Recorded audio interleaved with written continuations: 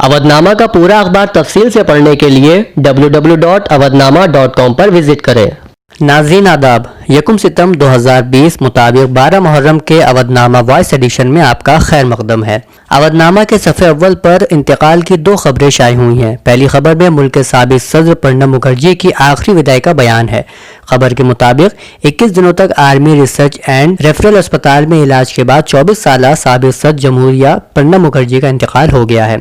उनकी हालत कुछ दिनों कबल तक मुस्तहकम बनी हुई थी, लेकिन इतवार यानी 30 अगस्त को तबीयत काफ़ी नासाज हो गई। उन्हें फेफड़े में इन्फेक्शन की वजह से सेप्टिक शॉक लगने की बात डॉक्टरों ने बताई है।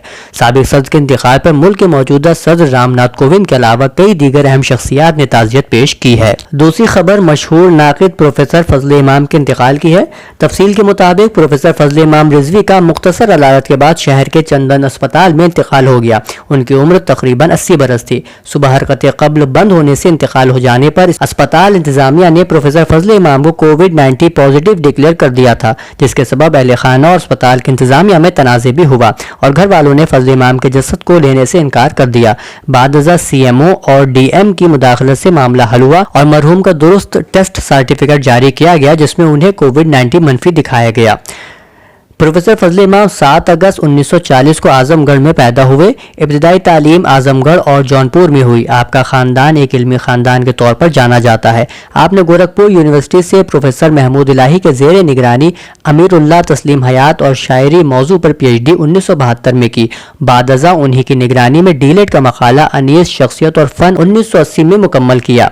सैयद फजल इमाम ने पहली मुलाजिमत SN इंटर कॉलेज अंडीपुर ज़िला फैज़ाबाद में की, फिर तरक्की करके इलाहाबाद यूनिवर्सिटी के सदर शोबे तक पहुंचे। हुकूमत उत्तर प्रदेश ने आपको Uttar Pradesh secondary board of education के चेयरमैन बनाकर स्टेट मिनिस्टर का दर्जा भी दिया। मरहूम ने तहकीक व तनकीद पर तकरीबन 70 किताबें तसनीफ़ व तालीफ की हैं। मरहूम को मुख्तलिफ तंजीमों ने अदबी खिदमात पर कई एजाज़ात से नवाजा।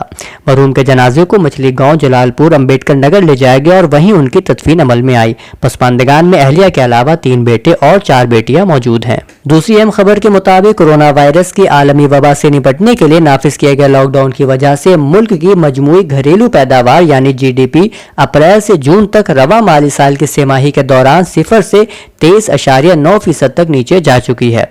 इसी खबर से मुत्तसिल बॉक्स के मुताबिक रवा माली बरस के पहले 4 महीने में अप्रैल से जुलाई तक हुकूमत का माली खसारा बजट के तुखमीने से 103% को अबूर कर गया है। एक अंदाजे के मुताबिक ये खसारा 8.21 लाख करोड़ रुपए रहा है। इन खबरों के अलावा जुलाई में कोर पैदावार में 6.9% की गिरावट होने और तौहीन अदालत मामले पर प्रशांत भूषण पर सुप्रीम कोर्ट की जानिब से ₹1 का जुर्माना लगाए जाने की इत्तलात भी सफ़े अव्वल पर मौजूद हैं। जहानुमा की पहली खबर के मुताबिक जापान के साबिक वजीर आजम शिंजो आबे के इस्तीफे के बाद जापान के हुक्मरान जमात लिबरल डेमोक्रेटिक पार्टी 14 सितंबर को नए वजीर आजम का इंतखाब करेगी, जिसके लिए अब तक 4 उम्मीदवारों के नाम जेर गर्दिश है।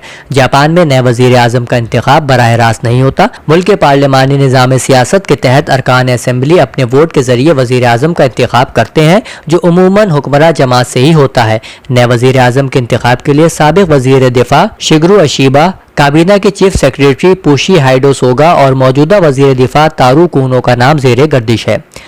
लिबनान में फ़िरक़े वाराना निज़ाम तब्दील करने का वक्त आ पहुंचा है।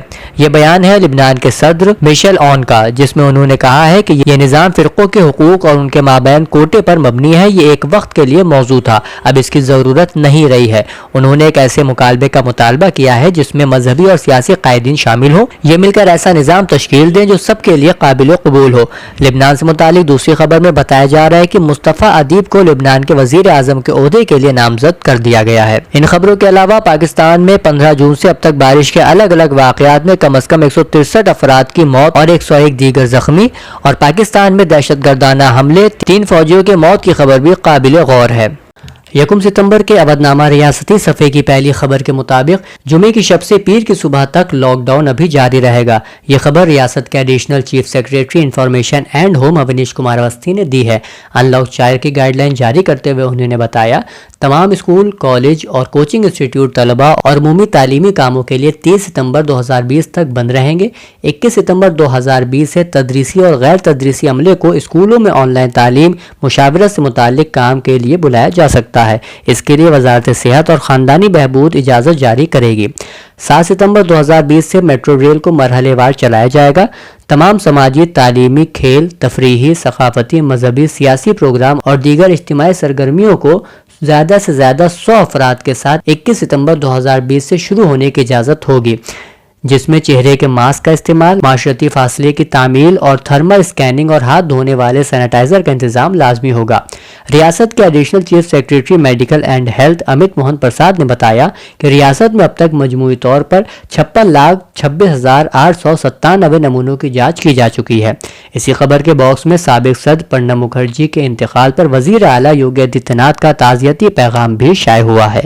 مولانا یعقوب عباس نے تعزیت سے بےحرمتی کرنے پر سپاہی کو معطل کرنے کی اپیل کی ہے۔ تفصیل کے مطابق ایک خواتین محرم کا تعزیت دفن کرنے کے لیے بیگم گنج امام باڑہ جونپور دریا کنارے گئیں، جس پر وہاں موجود پولیس اہلکاروں نے اس خواتین سے بدتمیزی کی اور تعزیے کے ساتھ بےحرمتی کی، جس کی اطلاع ملنے پر تمام تعزیت دار موقع پر پہنچ گئے۔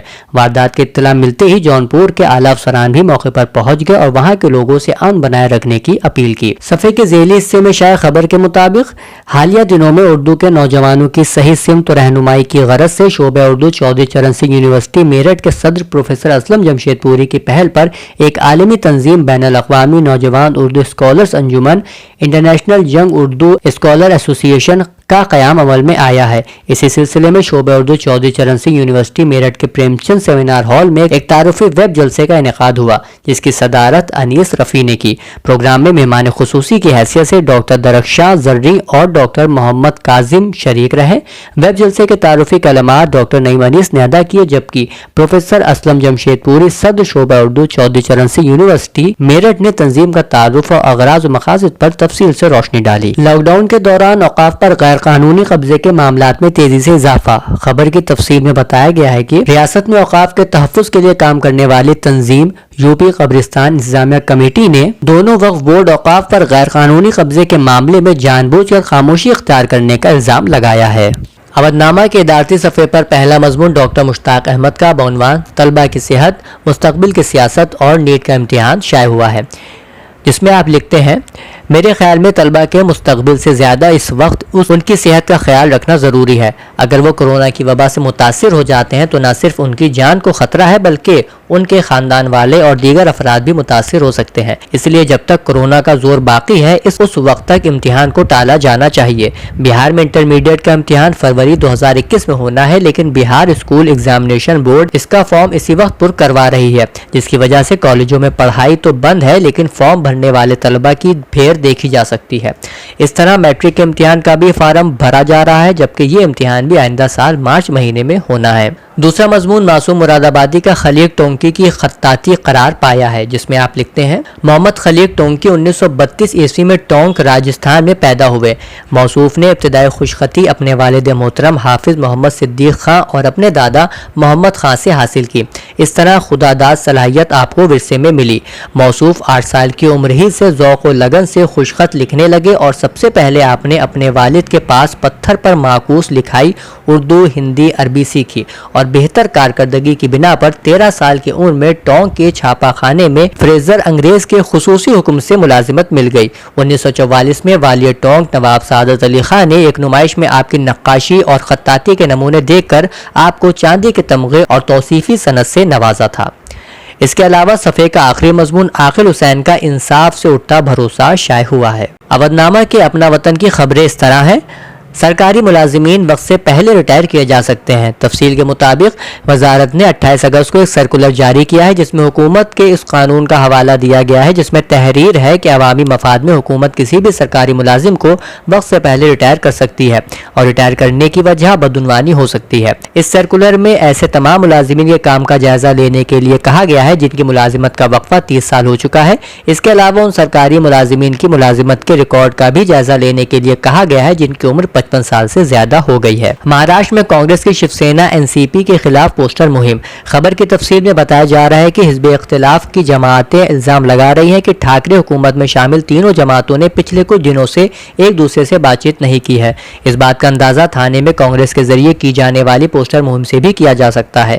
تھانے میں کانگریس نے مہا وکاس اگاڑی حکومت کے خلاف براہ راست پوسٹر شائع کر کے اپنی ناراضگی کا اظہار کیا ہے۔ कांग्रेस ने हुकूमत के मंसूबों की तशहीर करते हुए शिवसेना और एनसीपी रहनुमाओं की तस्वीर के इस्तेमाल पर इतराज़ किया है। ये पहला मौका नहीं है, बल्कि इससे कबल यूथ कांग्रेस के रियासती सदर सत्यजीत तांबे ने भी इस पर ठाकरे हुकूमत को निशाना बनाया था। प्रोफेसर लुत्फुर रहमान शख्सियत और कारनामे पर 2 रोज़ा वेबिनार के इख्तिताम की खबर भी इसी सफ़े पर मौजूद है। लुत्फुर रहमान का ताल्लुक दरभंगा से रहा है और उनकी फिक्र व नज़र पर यह पहला कौमी मुज़ाकरा था, लिहाजा सदर शोबा उर्दू प्रोफेसर मोहम्मद आफ्ताब अशरफ ने मिथिलांचल बिलखुसूस दरभंगा की इल्मी, अदबी और सकाफती तारीख पर भरपूर रोशनी डाली और इस वेबिनार की गैर मामूली अहमियत का जवाब भी पेश किया। इन इत्तलात के अलावा साबिक़ सदर प्रणब मुखर्जी के इंतकाल पर सदर जमहूरिया रामनाथ कोविंद का इजहार रंजो गम भी इसी सफ़े पर मौजूद है। अवधनामा के आखिरी सफ़े पर प्रोफेसर फजल इमाम के इंतकाल पर मौसूल होने वाले बयानात शाये किए गए हैं, जिसमें पहला बयान साबिक़ वज़ीर आला उत्तर प्रदेश अखिलेश यादव का है। उन्होंने इजहार रंज करते हुए कहा कि प्रोफेसर साहब के इंतकाल से इल्मी दुनिया को बड़ा खसारा हुआ है।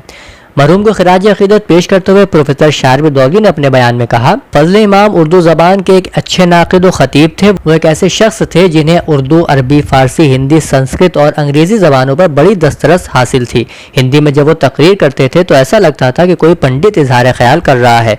मुझे उनके इंतकाल पर सख्त सदमा है। खुदा उन्हें अपने जवार रहमत में जगह दे और तमाम वरसा और आइज़ा को इस सदमे को बर्दाश्त करने की ताकत अता फरमाए। साबिक़ कारगुज़ार वज़ीर आला उत्तर प्रदेश डॉक्टर अम्मार रिज़वी ने अपने ताज़ियती बयान में कहा कि मरहूम का शुमार बैनुल अक़वामी सतह के अदीबों में होता था। उनकी शायरी और अदब पर गहरी नज़र थी। उनकी रेलत से जो खला उर्दू अदब में पैदा हुआ है उसकी भरपाई मुश्किल है।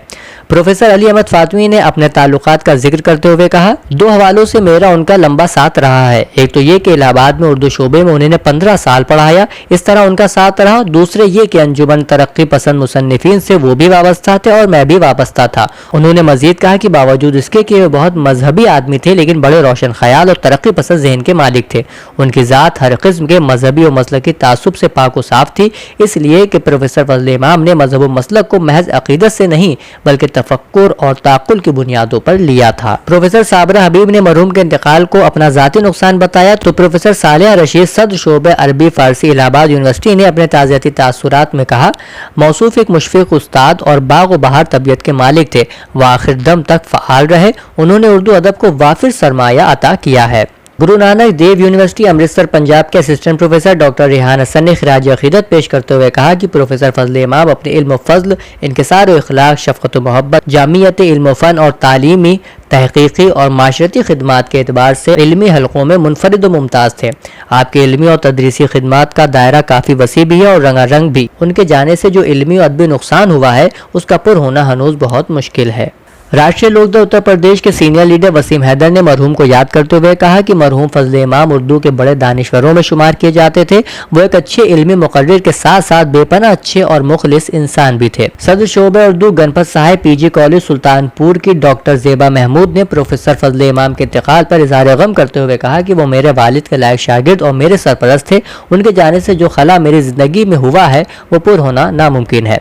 डॉक्टर हारून रशीद ने अपने बयान में कहा कि प्रोफेसर फजल इमाम जैसे दानिश्वर कम पैदा होते हैं। वो इल्म अदब के रोशन मीनार थे। उन्होंने अपने इल्म से और अपने शागिर्दों के हवाले से ऐसे चराग रोशन की हैं जिसका सिलसिला सदियों तक जारी रहेगा।